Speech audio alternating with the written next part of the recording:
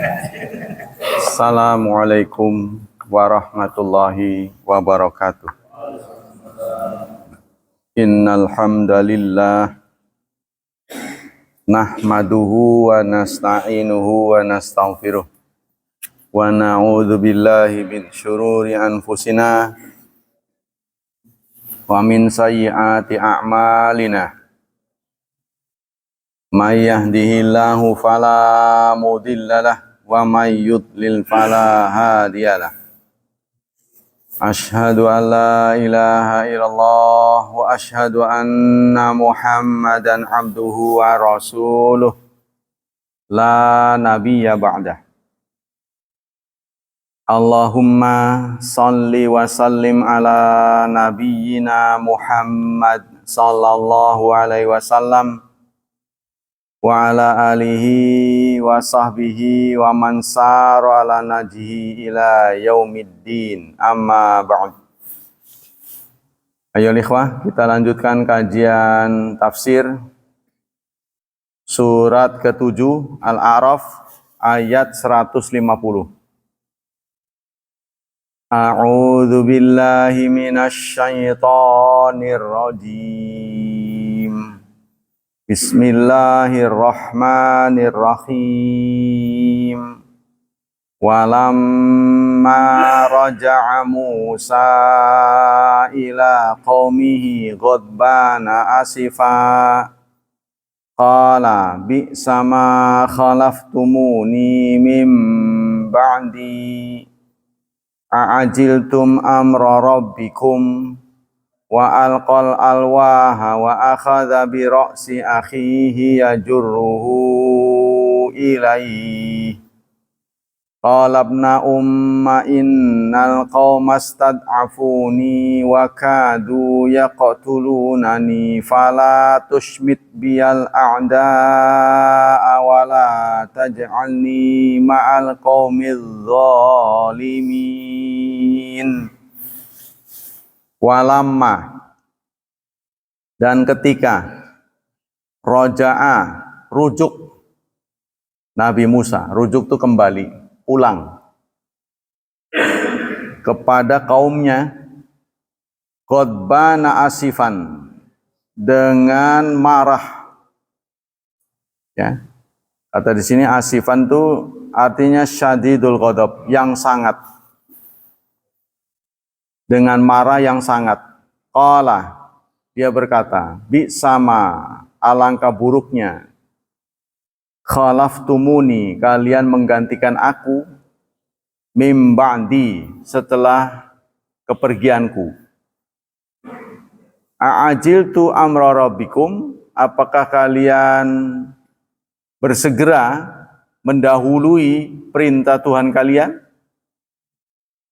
Wa alqal alwaha, dan Nabi Musa melempar alwah, lauh, tulisan 10 perintah Tuhan itu dilempar. Wa akhadha, dan beliau mengambil bi ra'si akhihi, kepala kakaknya. Maksudnya mengambil kepala kakaknya, merenggut ya, ngejenggut gitu, ngejambak. Yajuruhu, yang dia tarik kepadanya, yang dijenggut. Allah, dia berkata, Nabi Musa, ibna umma, wahai anak ibuku, sebenarnya kakakku ya, anak biung, anak biunge gitu.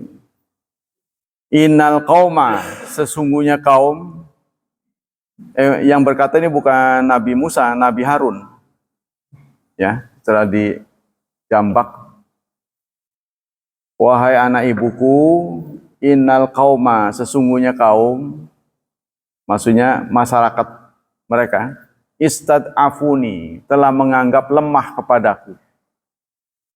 Wakadu, dan mereka hampir, yaktulunani, membunuhku. Fala tushmit, janganlah engkau memaki, bi aku, al-a'da kepada musuh-musuh. Maksudnya janganlah kamu mempermalukan aku dengan memaki-maki di depan orang yang melanggar ini. Wala taj'alni, dan janganlah engkau menjadikan aku ma'al qaumiz zalimin, bersama kaum yang zalim, bersama kaum yang zalim. Artinya jangan samakan aku dengan kaum yang zalim. Sarahnya, tafsirnya. Qala Syaukani hadza, kata Imam Syaukani, ini adalah bayanun lima waqami Musa ba'da ruju'i wantisabi ghadbana wa asifa 'alal hal. Setelah Nabi Musa pulang, ya, diminta untuk menghadap Allah 40 hari. Lalu beliau pulang sebelum waktunya. Karena beliau diberitahu oleh Allah Subhanahu wa taala bahwa kaumnya sudah menyimpang. Qala Ibnu Jarir akhbarahullah ba'da ruju'i bi annahum futinu. Kata Ibnu Jarir, Allah memberi kabar kepada Nabi Musa bahwa kaumnya bermasalah. Ada trouble. Walidzalika raja'a ghadban asifa, karena itulah beliau pulang dalam keadaan marah. Ya, karena acaranya belum selesai, harus pulang sebelum waktunya. Lalu beliau berkata, bi sama alangkah buruk khalaftumuni, kalian menggantikan aku, mimbandi setelah kepergianku. Artinya alangkah buruk sikap kalian setelah kepergianku. Selama saya nggak ada, kok kamu jadi begini? Hadza dzamu min Musa liqaumi. Ini adalah celaan dari Nabi Musa kepada kaumnya. Artinya, bi'sal amal ma'amil tumuhu. Sungguh buruk sekali perbuatan yang kalian lakukan setelah kepergianku. Yuqalu khalafau bi khairin wa khalafau bi syarr. Istangkara alaihi, beliau tidak percaya. Alaihim mafa'alu, apa yang terjadi pada kaumnya. Dia hampir nggak percaya. Kok bisa-bisanya sudah diselamatkan dan mereka melihat sendiri mukjizat Nabi Musa yang begitu besar, ya, dengan mata kepala. Kok sekarang mereka ingkar? Padahal waktunya nggak lama, ya, boro-boro bertahun-tahun. Ini baru sebulan lebih. Kok sudah begini? Wa zammahum liqaunihim qad syahadu min ayat ma yujibu ba'dahu in jizari wal imani billahi wahda. Dan Nabi Musa mencela mereka karena mereka baru saja menyaksikan mukjizat besar yang ditampakkan oleh Allah lewat Nabi Musa, ya, yang seharusnya itu membuat kapok, ya. Artinya menambah keimanan, melihat mukjizat penyelamatan Bani Israel dari kekejaman Fir'aun dan diselamatkan sampai ke tepi lautan. Kok sekarang musyrik lagi? Walakin hadza sya'nu Bani Israel. Namun itulah kelakuan Bani Israel. Fi talawuni ahwalihim, dalam berbagai macam sikap mereka, wattirabi af'alihim, dan ittirab. Artinya mereka galau, mereka labil. Ya, jadi sikap standar ganda Bani Israel itu bukan baru sekarang, tapi udah zaman bengen nih, begitu itu. Disuruh begini dia begitu, disuruh begitu dia begini. Tsumma qala mungkiran alaihim. Kemudian Nabi Musa mengatakan, a'ajiltum amra rabbikum? Apakah kamu bersikap terburu-buru mendahului perintah Tuhanmu? Karena Nabi Musa meminta mereka tenang sampai dengan saya pulang. Ya, nanti setelah pulang ada kebijakan apa, barulah, ya, kita menyusun lagi gitu, ya, menjadi masyarakat yang besar. Wal ajala at-taqaddum, Ajalah itu artinya taqaddum. Apakah kalian mendahului perintah Tuhan kalian? Qabla waktihi, sebelum waktunya. Wal maknanya a'ajiltum an intizari amri rabbikum, apakah kalian enggak sabar menunggu perintah Tuhan kalian? Ai mi'ad, artinya waktu, jadwal, alladzi wa'adanihi wa huwal arbaun, yang telah dijanjikan kepadaku yang 40 hari. Kenapa kalian enggak sabar menunggu 40 hari kepulanganku? Fafa'altum ma fa'altum, kalian mengerjakan apa yang kalian kerjakan. Wakila manau ta'ajjaltum sekhtarabikum, artinya makna lain adalah kalian telah segera ya menjemput kemurkaan Tuhan kalian. Wakila manau ajiltum bi ibadati ajil qabla ayatikum amra rabbikum. Ada pendapat lain yang mengatakan, mengapa kamu terburu-buru menyembah anak sapi, patung anak sapi, sebelum ada kebijakan. Wa alqal alwaha, Nabi Musa kemudian melempar lauh yang menjadi media penulisan 10 perintah Allah itu. Ya, yang pertama adalah jangan menserikatkannya. Jangan engkau jadikan apapun isinya itu, apapun yang ada di dunia ini sebagai Tuhan. Ya, artinya sama dengan kita lah. Tarahaha lima tarahu min sidatil ghadab. Nabi Musa melempar lauh itu saking marahnya. Wal asaf, serta beliau sedih, hina asyrafa ala qaubi, ketika melihat kenyataan yang terjadi. Wahum akifuna ala ibadatil ajl. Kaumnya sedang asik menyembah berhala. Jadi ketika Nabi Musa diberitahu oleh Allah Subhanahu wa taala bahwa terjadi trouble pada kaumnya yang memaksa Nabi Musa harus pulang. Seharusnya 40 hari, tapi belum 40 hari beliau harus pulang karena diberitahu beliau harus segera menangani. Ya, memang diberitahu ada trouble, tapi beliau belum tahu persis. Nah, begitu beliau datang, beliau menyaksikan sendiri dengan mata kepalanya, kaumnya itu menyembah patung anak sapi. Muarahnya bukan main. Maka itu sampai tulisannya itu dibuang. Ya, buat apa peraturan ini kalau kalian tidak taati? Nih, lihat tuh, dibuang. Wa qala Ibnu Katsir, ya akhadha ya bi ra'si akhihi yajuru ilaihi, dia mengambil kepala kakaknya, ditariknya. Khaufan ayakuna qad qasura fi nahim kama qala fil amri ukhra. Karena Nabi Musa curiga. Ya, curiga terhadap kakaknya yang enggak becus memimpin. Jadi ditarik. Sebelum ditanya sudah dihukum, ya. Kama qala fil ayatul ukhra, qala di ayat yang lain dia mengatakan ya Harun ma mana'aka id ra'aitahum dhallu. Di ayat yang lain disebutkan surat berapa ini?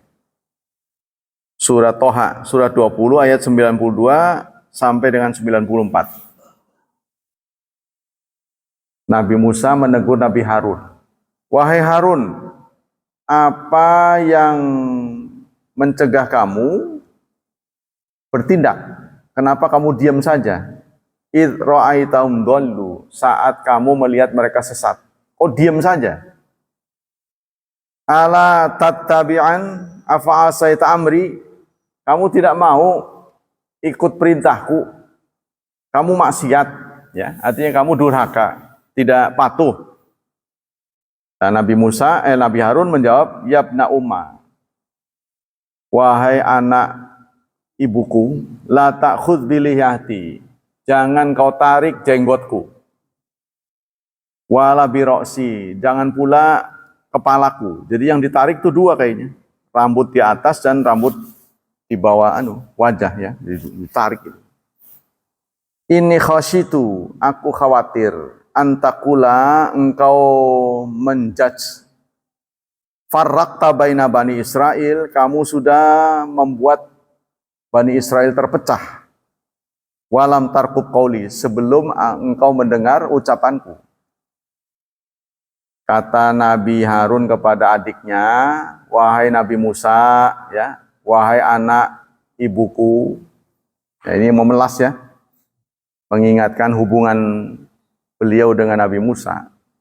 Anak biungnya gitu. Jangan dulu menghukum aku sebelum nanya. Kan kepalanya ditarik, dijenggut. Kata di ayat yang lain, menjenggotnya juga ditarik. Jangan buru-buru menghukum sebelum engkau bertanya. Saya khawatir engkau menuduh aku membuat Bani Israel terpecah. Padahal bukan saya. Itulah kira-kira ya. Wa qala hahuna yabna umma istad'afuni. Nah, kalau di sini Nabi Harun beralasan, wahai anak ibuku, sesungguhnya masyarakat menganggap aku ini lemah. Ya, dan bahkan mereka ingin membunuhku. Janganlah engkau permalukan aku di depan mereka. Saya ini tidak bersalah. Saya udah nyuruh, saya udah melarang. Ya. Fala taj'alni ma'al qaumidz zalimin. Jangan samakan aku dengan orang-orang yang zalim. Saya enggak begitu. Nah, jangan nyangka dulu gitu. Ai la taskini masakahum. Artinya jangan kau tarik aku ke dalam golongan mereka. Wala tukhlitni ma'ahum. Jangan campur aku bersama mereka. Wa inna maqala ibna umma litakuna ar'afa wa anja'a indahu fa ya syaqiqatu li abi wa ummi. Nabi Harun mengatakan kepada Nabi Musa, wahai anak ibuku, ini supaya Nabi Musa itu haru. Ya. Supaya dia haru. Jadi dia sebelum dalam keadaan marah diingatkan, aku ini saudaramu loh, ingat. Ya. Karena Nabi Musa dan Harun ini saudara sekandung katanya. Tuh, katanya gitu ya. Falamma tahaqqaqa Musa bara'ata sahatim Harun, maka setelah mendengar penjelasan Harun, mengertilah Nabi Musa bahwa Nabi Harun tidak bersalah. Ya. Kama qala ta'ala wa laqad qala lahum Harun min qablu ya qaumi innama futintum bih. Karena sebelumnya Nabi Harun sudah memberi masukan. Sesungguhnya ini adalah fitnah. Jadi ketika mereka menyembah patung anak sapi, Nabi Harun memberi nasihat, ini enggak benar ini. Ya, wa inna rabbakumur rahman fattabi'uni wa ati'u amri. Ini surat Toha ayat 90. Ya, di ayat itu Nabi Harun berkata, wahai kaumku, ini enggak benar nih, fitnah ini. Ya, sesungguhnya Tuhanmu adalah Ar-Rahman. Ikutilah aku dan taatilah perintahku. Begitu kata Nabi Harun kepada kaumnya. Lalu apa yang diucapkan oleh Nabi Musa? Rabbighfir li wa li akhi wa adkhilna fi rahmatika wa anta arhamur rahimin. Surat tafsir ya. Masih tafsir yang sama. Akhirnya Nabi Musa berdoa, ya Tuhan, ampunilah aku dan kakakku. Masukkanlah kami ke dalam rahmat-Mu. Sesungguhnya Engkau Maha Pengampun, Maha Penyayang. Qala Ibnu Jarir wa ikhtalafa ahlul ilmi fi sababi ilqaihi yaha. Ibnu Jarir berkata, ulama berbeda pendapat tentang motif Nabi Musa melempar lauh. Ya, melempar tulisan 10 perintah Tuhan itu. Kenapa harus dibuang gitu kan? Faqala ba'duhum alqaha ghadbana ala qaumi. Itu refleks katanya. Marah sih. Jadi orang marah tuh kadang-kadang benda jadi korban. Ya, artinya banyak piring terbang, banyak sendok terbang gitu, gara-gara marah. Melampiaskan kemarahan itu sebagai bentuk pelampiasan katanya. Sebagian ahli tafsir mengatakan wa qala akharun inna ma'al qamusa alwali fadailin asaba afia li ghairi qaumi. Nabi Musa melempar tulisan itu karena ada keutamaan pada kaum yang lain. Kesel itu. Diajarin nggak bisa-bisa jadi papan tulisan lempar, penghapus lempar. Iya, jendel bener gitu. Kurang lebih begitu ya. Karena Nabi Musa ini tipenya kan pemarah dari sejak awal kan. Yaitu pernah nonjok orang sampai mati. Ya. Maka diwariskan kepada orang Bojonegara. Tonjokan Nabi Musa. Ngelmu. Alladzi aula bisawab min alqauli min dzalika yakuna sababu ilqa Musa alwa kana min ajli ghadabi ala qabi li ibadati ma'ijil. Tapi kaul yang sahih adalah pelemparan Nabi Musa terhadap tulisan itu sebagai bentuk refleks. Pelampiasan jadi dia marah refleks buang. Ya, jadi benda menjadi korban kemarahan. Karena nggak ada istilahnya dampaknya lebih ringan daripada merusak orang. Nah, mungkin dia kapok ya. Nah, kalau menghadapi orang dimati, tonjok. Dia kapok. Jadi akhirnya benda yang dijadikan pelampiasan. Sebab kalau orang lagi marah nggak ada pelampiasan itu tambah nyesek. Tambah nyesek. Jadi paling tidak ya maki-maki lah. Orang lagi marah tuh, diampet. Ya, tahan. Nah itu nggak banyak orang yang bisa. Namanya kazimil ghaidha. Udah tuh. Artinya tingkat tinggi. Tingkat suhu itu. Yang bisa begitu. Ya, bisa ngampet, marah. Di puncaknya itu namanya ghaidha. Kan ada tuh. Wal kaziminal ghaidha. Ya, apa bedanya ghadban? Ghadban itu marah. Puncak kemarahan itu orang bilang sudah di ubun-ubun. Ya, cirinya matanya udah merah, telinganya gerak-gerak. Hidungnya kembang kempis, tangannya bergetar, kakinya juga bergetar, mau nyepak, mau Nah, itu udah. Di tingkat itu darah itu sudah mendidih gitu. Ya, bisa diampet. Nah, salah satu ciri mutakin yang ingin mendapat pengampun dosa bisa mengendalikan puncak kemarahan. Kaziminal ghaidha wal afina anin nas. Bahkan yang salah dimaafkan. Waduh, itu jarang. Ya, kalau bisa begitu itu dapat jannatin tajri itu. Ya kan? Sari'u ila maufiratin. Bersegeralah untuk mendapat ampunan. Itu syaratnya. Bisa mengendalikan saat di puncak kemarahan. Yang paling tidak itu tadi, Nabi Musa sudah belajar dari kesalahan ya, sampai kemarahan itu menyebabkan pembunuhan. Kehilangan menghilangkan nyawa orang, nonjok.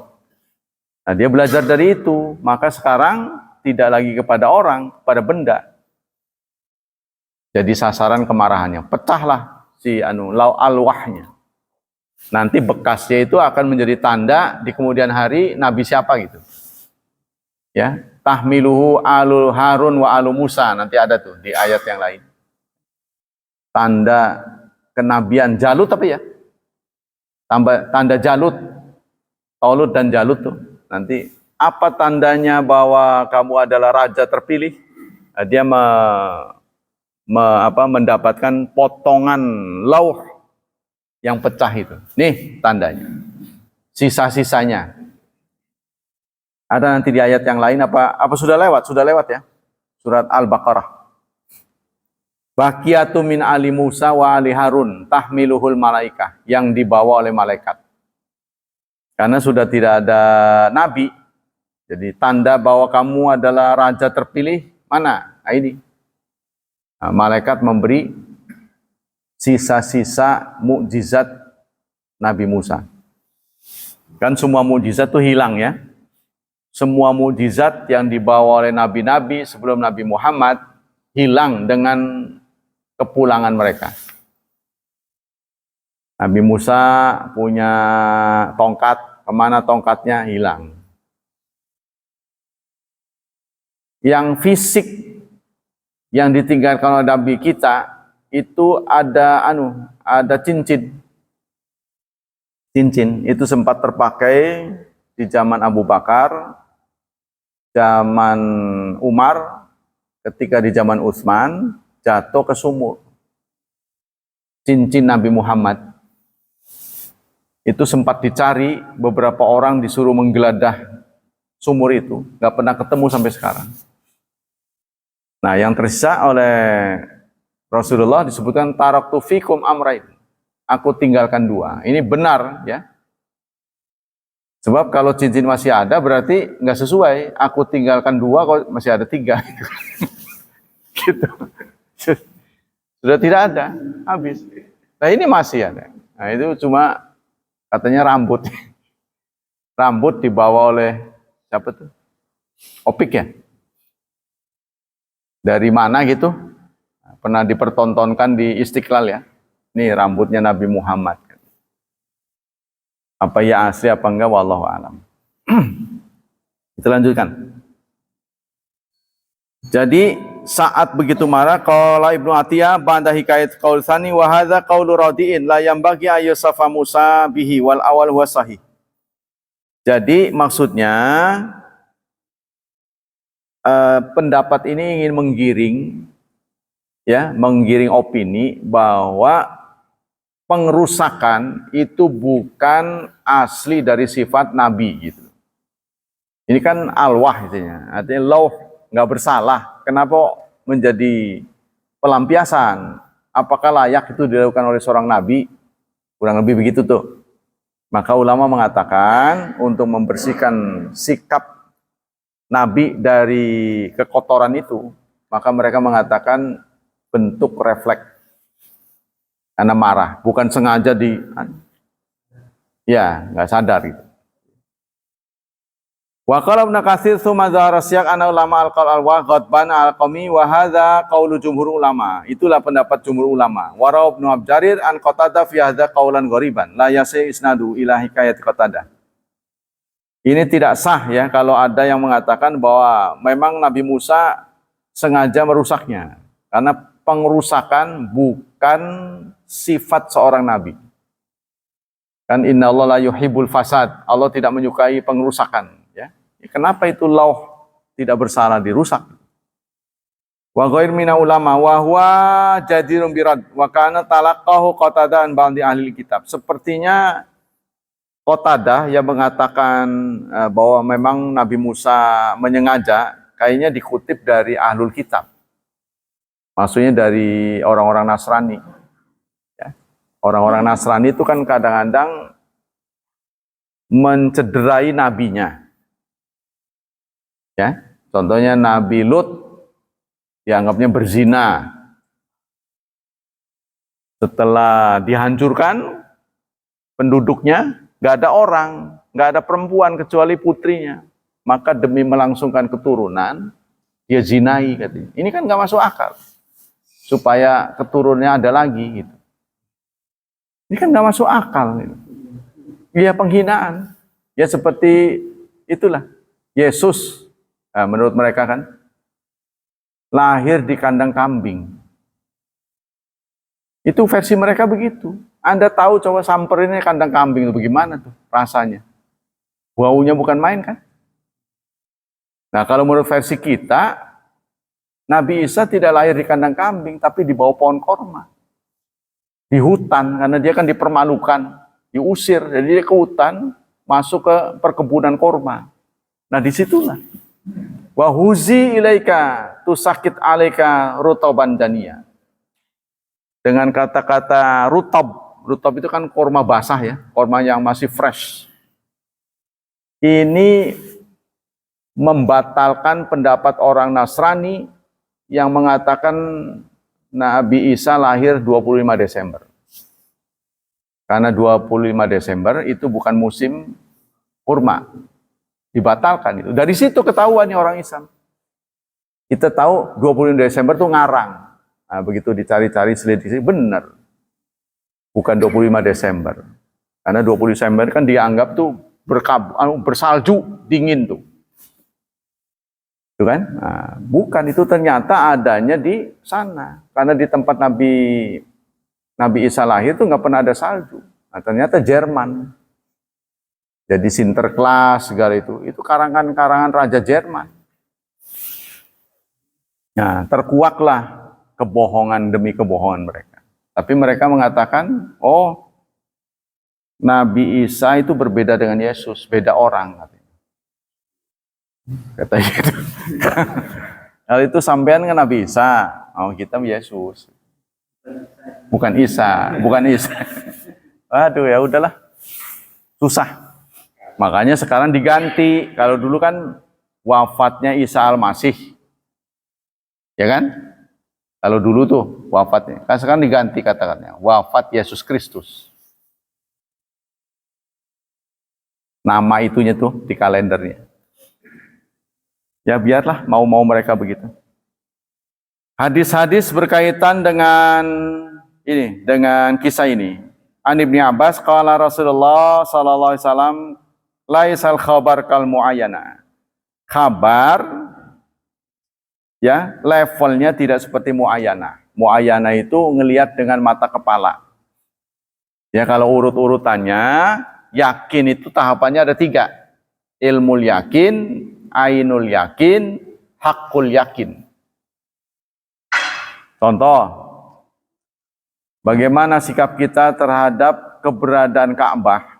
Percayakah Anda bahwa di tengah-tengah Masjidil Haram ada Ka'bah, bangunan kubus, ya, yang menjadi titik pusat kita menghadapkan sholat ke sana? Orang Islam akan mengatakan, ya, saya percaya. Itu namanya ilmul yakin. Bagi orang yang belum pernah lihat, ya, yang belum pernah ke sana kan dapat cerita-cerita, itu ilmu yakin namanya. Setelah kita disempatkan oleh Allah datang ke sana, melihat, nama itu tambah ainul yakin. Ain itu mata. Ngelihat. Ketika kita berhasil memeluknya, bahkan kita mencium Hajar Aswad, maka bertambah menjadi hakul yakin. Nah, kita oleh Allah Subhanahu wa taala menghadapi hal yang gaib tidak perlu sampai ke hakul yakin. Contohnya kematian. Apa iya kematian akan begini dan begitu seperti digambarkan dalam berita-berita wahyu kan? Ya sama dengan mendeteksi najis. Najis bisa dideteksi dengan 3 karakter, 3 sifat. Warnanya, baunya, dan rasanya. Ketika kita melihat cairan di beranda masjid, dilihat dari warna, kan dideteksi oleh mata, memenuhi syarat. Ya kan? Nah, lalu masih ada 2 lagi, baunya. Bau kan dengan hidung. Kita deketin. Masih nggak percaya, dicolek. Ini jangan sampai begitu, sebab kita mendapat keyakinan kematian justru mati. Apa iya sih di kuburan itu akan didatangi malaikat? Kita ingin sampai ke hakul yakin, ya matilah. Mati baru kerasa. Dan itu nggak bisa pulang lagi. Nah, Allah ingin menyampaikan kepada kita, Anda jangan bertindak, jangan bersikap setelah yakin. Setelah hakul yakin, nanti terlambat. Ya, lihat saja para sahabat, bagaimana menyikapi berita dari Nabi Muhammad. Kan banyak yang belum sampai ke hakul yakin. Ya contohnya Isra Mi'raj lah. Ya. Diberitakan barusan Isra Mi'raj, udah diterima begitu saja. Falam innallaha akhbara Musa masana'a qaum fil ijl. Falam yalqal alwah. Saat Allah memberitahu kepada Nabi Musa apa yang terjadi pada kaumnya, bahwa mereka trouble, sedang menghadapi masalah besar. Beliau belum bertindak apa-apa. Tapi begitu beliau sampai melihat dengan mata kepala sendiri, ya, bahwa kaumnya itu menyembah patung anak sapi. Nah, disitulah kemarahannya. Jadi begitulah mestinya kita ya bersikap. Jangan marah dulu, jangan menjudge orang dulu sebelum bukti-buktinya lengkap. Ya, nah itu. Ini satu contoh. Maka beliau pun melempar alwah, maka pecahlah lauh-lauh itu, papan-papan itu pecah. Kemudian dari Abi Hurairah, annan nabiyya kana yata'awad min su'il qada wa min darki syiqa wa min shimatati a'da wa min juhdil bala. Rasulullah senantiasa minta perlindungan dari Allah dari buruknya qada, buruknya nasib, dari kecelakaan, ya, dari celaka, menemui kecelakaan, dari dimaki-maki oleh musuh.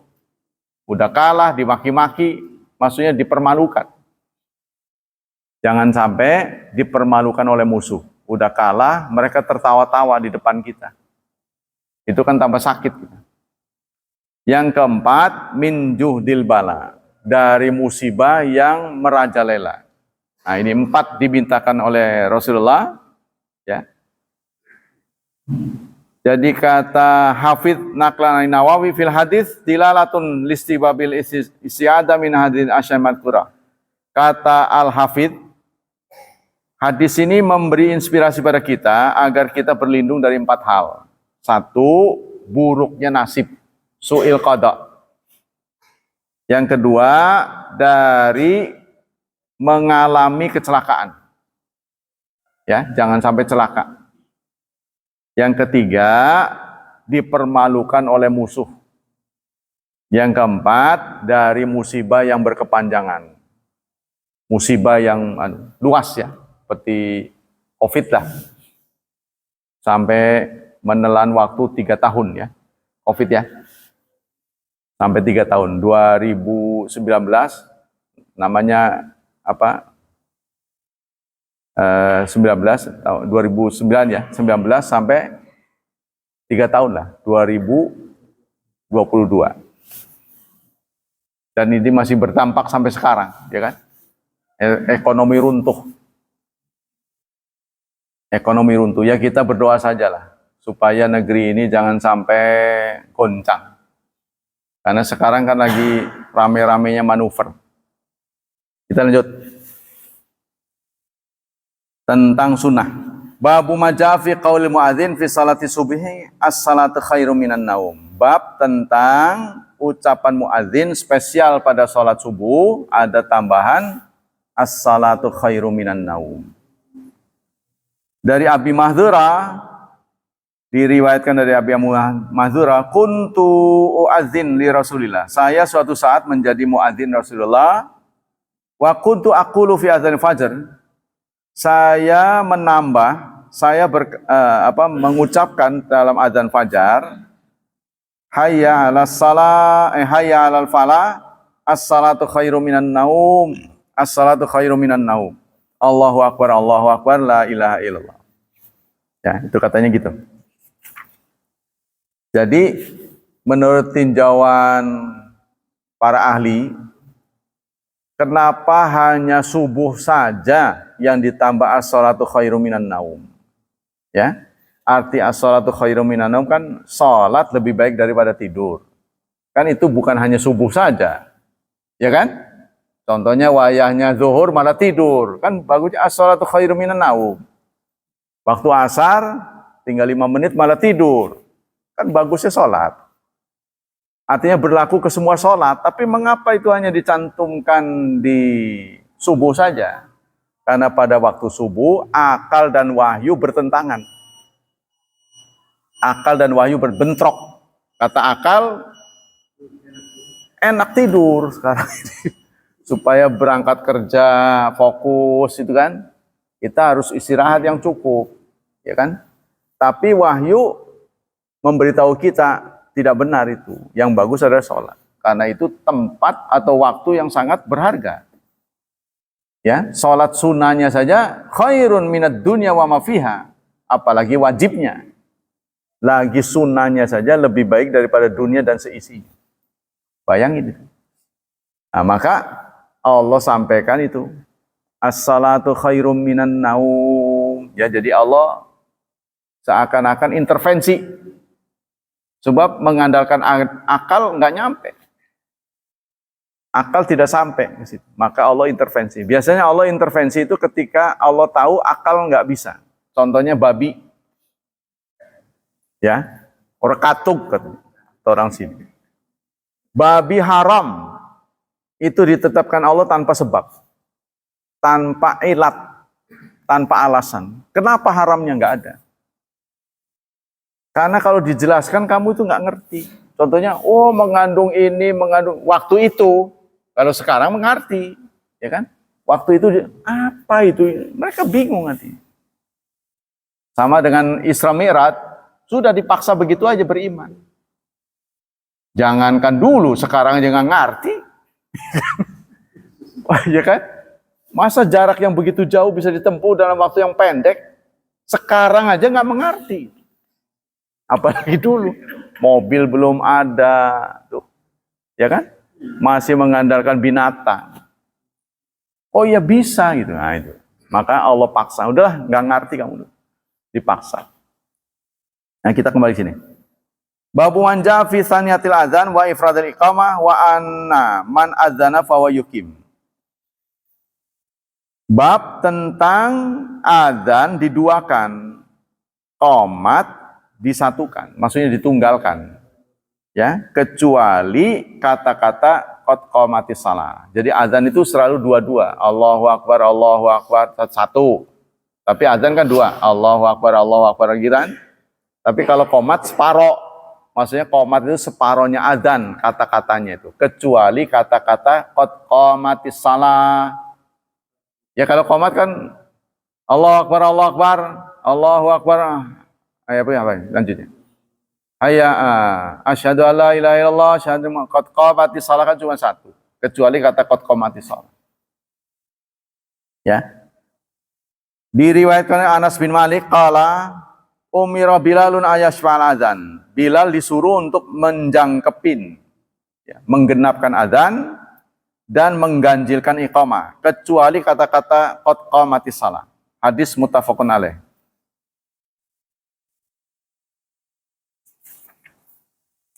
Babu majaa fil adzan qabla fajr. Bab tentang adzan sebelum fajar. Dari Abdullah bin Umar, anna Rasulullah qala, inna Bilalan yu'adzin bilailin. Dari Abdullah bin Umar, sesungguhnya Rasulullah bersabda, Bilal adzan masih malam. Fakulu washrabu, makan dan minumlah. Kalau Bilal yang adzan masih boleh makan minum. Ya, sebab beliau adzan 1 jam sebelum subuh. Adzan awal. Ini yang tidak dilaksanakan oleh kita. Kalau kira-kira dilaksanakan, dimaki-maki kali ya. Pada datang ke sini, masih sejam siapa ini? Hah? Adzannya? Itu sunnahnya begitu. Tapi kalau kita di sini nggak diberitahu dulu, pada datang. Mau sholat subuh, loh, ini siapa ini yang pasti begitu. Pukul adzan tepat waktu aja dianggapnya terlalu pagi. Kalau bisa mah jam 6 gitu kan pas kan. Jadi kepengen kita begitu. Jadi Rasulullah mengatur 2 muadzin. Bilal azan pertama, Ibnu Ummi Maktum azan kedua. Jadi kalau Bilal azan masih boleh makan dan minum karena 1 jam sebelumnya. Tapi kalau Ibnu Ummi Maktum azan baru berhenti. Ya. Jadi imsak 10 menit sebelum subuh, sebelum puasa itu tidak ada sunnahnya. Ya, jadi Rasulullah tidak pernah menyuruh imsak itu gak perlu. Nah, kenapa dilakukan oleh orang-orang ini? Ya, kita jangan maki-maki, itu untuk persiapan.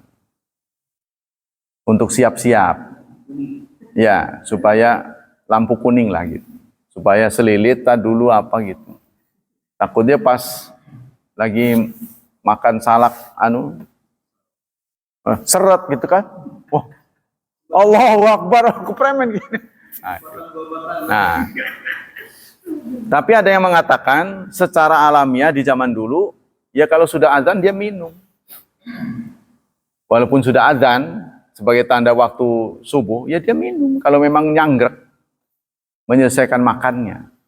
Katanya gitu. Tapi ini tidak disepakati. Ya, jadi lebih baik kita berhati-hati. Wa kana rajulun a'ma la yunadi hatta yaqala lahu asbahta. Ibnu Ummi Maktum adalah buta. Jadi beliau tidak adzan sebelum diberitahu. Udah waktu gitu. Ya, karena beliau buta. Karena dulu kan menetapkan waktu itu berdasarkan pengamatan. Ya terbayang oleh kita ya. Belum ada jam waktu itu. Iya gimana itu? Mengamati itu. Ya mungkin belum ada pabrik, jadi belum ada polusi. Jadi mudah. Istilahnya alam itu masih jujur lah. Sekarang ini alam sudah tidak jujur. Gale mengkayaknya, kita jadi namanya anomali ya. Istilahnya anomali. Sudah tidak jujur. Kalau sekarang, kalau dulu bulan apa itu hujan, bulan apa kemarau. Sekarang nggak bisa begitu. Sekarang tuh. Selanjutnya, babul adzan fi safar. Bab adzan saat safar. Bagaimana kalau kita bisa musafir, adzankah? Dari Malik bin Huwairits, qol ataitu nabi fi nafari min qaumi. Saya menjumpai Nabi dalam acara nafar.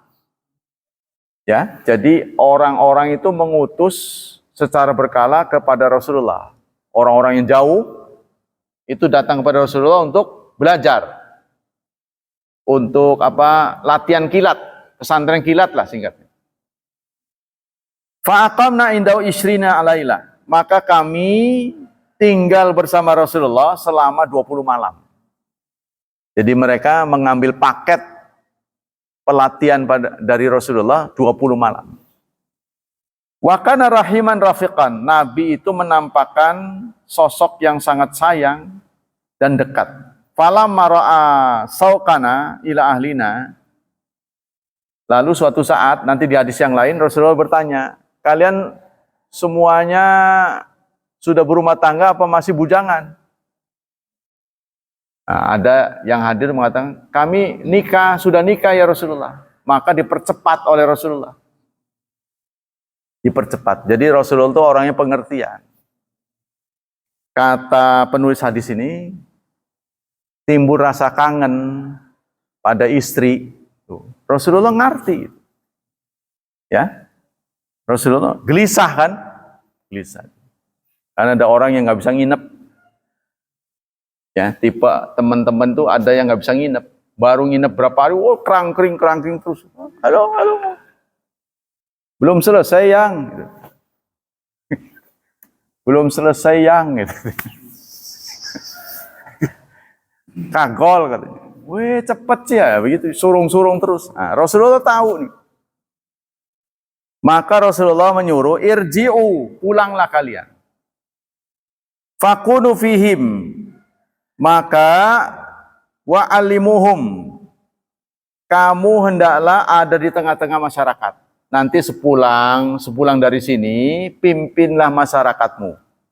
Kata Rasulullah, wa'alimuhum, ajarilah mereka, wasallu, salat bersama mereka. Itu perintah Rasulullah. Fa idza hadaratis shalah, kalau nanti waktu salat hadir, falyu'adzin lakum ahadukum. Salah seorang di antara kalian azan. Wal ya'ummukum akbarukum, dan mengimami kalian yang senior. Ya, jadi Rasulullah berpesan, pulanglah kalian. Nanti kalau datang waktu salat, salah seorang di antara kalian azan. Nah inilah menjadi dalil dalam safar pun kita disunahkan azan. Ya, kalau kita sholat safar tetap sunnah azan. Jadi bukan mukim saja. Babul azan lil faita wal iqamah laha. Bab adzan untuk orang yang gagal awal waktu. Gagal awal waktu, ketiduran, tak apa gitu kan. Serta qomat. Dari Abi Qatadah, sirna ma'an Nabi lailatan. Suatu saat kami berjalan bersama Rasulullah di malam hari.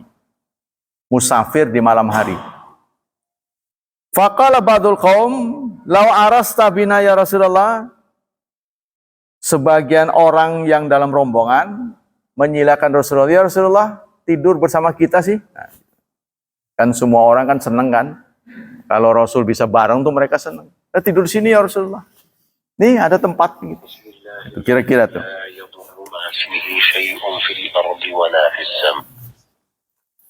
Satu lagi ya, kagol. Akhafu antanamu anisalah. Kata Rasulullah, saya khawatir ketiduran. Kenapa Rasulullah ngomong begitu? Karena dikasih tempatnya bagus. Biasanya kan pemimpin begitu, dikasih apa lapis-lapis lah gitu. Pokoknya yang bagus lah. Saya takutnya justru pulas, kata Rasulullah. Qala Bilal, Bilal langsung berkata, "Ana uwakidukum." Saya bangunin. Ini dalam rangka Rasulullah agar tidur bersama mereka. Fattaja'u wa asna Bilal zahrau ila rahilati. Maka mereka pun semua tidur. Bilal jaga. Ya, tapi jaganya sembari lelendean begini. Di atas onta. Faghalabathu ainahu fanama. Ternyata nggak tahan, Bilal juga ketiduran. Tuh. Pas taqadzan Nabiya wa qatala hajibu syams. Lalu beliau membangunkan Rasulullah sementara sudah siang. Jadi gagal sholat subuh. Faqala ya Bilal, aina ma qulta? Lalu Rasulullah menegur. Bilal, gimana kamu semalam ngomong katanya mau bangunin? Kok malah kesiangan ini? Alqaitu alayya naumatan mithla qad. Pules ya Rasulullah, saya pules. Nah, lalu Rasulullah mengatakan, "Innallah qabada arwahakum hina sya'a." Itulah arwah. Jadi Allah mengambil arwah dan mengembalikan semau Allah. Maksudnya itulah qadarullah. Ini satu bukti bahwa kalian bukan mengendalikan kalian. Kalian tidak bisa mengendalikan kalian. Buktinya tidur ketiduran. Ya, berarti Allah yang berperanan. Nah, artinya setelah itu telat kan ini tetap ada adzan. Ya, jadi ini menjadi dalil kesiangan apalagi awal waktu tetap sunnah adzan. Wallahu a'lam bishawab. Ada yang bertanya sebelum ditutup? Ya, singkatnya hadis-hadis ini menyampaikan pada kita, mau sendiri, mau banyak, mau di kampung, mau safar, mau enggak, mau telat, mau enggak, sunnah adzan singkatnya. Adzan itu penting, paling tidak itu untuk mengusir setan kan? Kalau adzan dilantunkan, setan tuh ngebecir katanya. Lari tunggang langgang sampai kepentut-pentut. Katanya begitu. Demikianlah hadirin, hafizani wa hafizakumullah. Semoga Allah melimpahkan pahala yang berlipat untuk kita. Semoga Allah tetap menjaga dan melindungi kita dari wabah dan fitnah, dari syubhat dan syahwat. Dan semoga Allah mencerahkan masa depan anak-anak kita, memberkahi mereka, serta mentakdirkan mereka menjadi hambanya yang saleh dan salihat. Subhanakallah wa bihamdik, asyhadu an la ilaha illa anta astaghfiruka wa atubu ilaik.